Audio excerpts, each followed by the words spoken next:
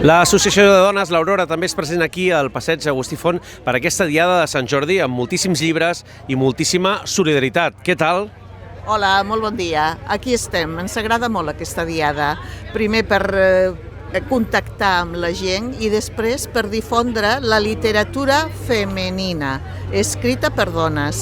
De fet, en aquesta parada només tenim llibres escrits per dones i tenim també a escriptores locals que venen aquí a signar. Volem donar una empenta a les dones que ja ens cal, encara ens cal aquesta empenta.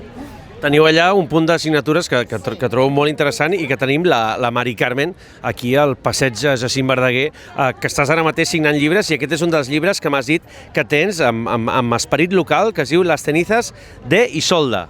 Exactament. Las cenizas d'Isolda és un llibre, és un retelling, diríem, de la llegenda de Tristan i Isolda portada al món contemporani, amb la problemàtica del món contemporani. Xarxes socials, videojocs, relacions desestructurades, el protagonista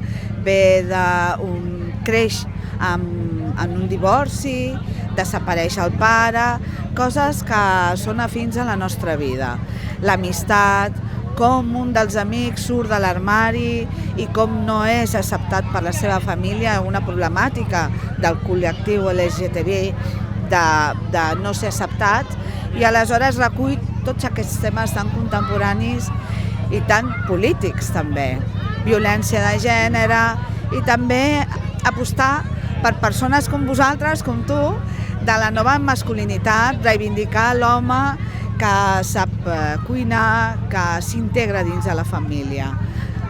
En el llibre estan les dos vessants, l'abandó de l'home, però la integració de l'home amb el rol familiar.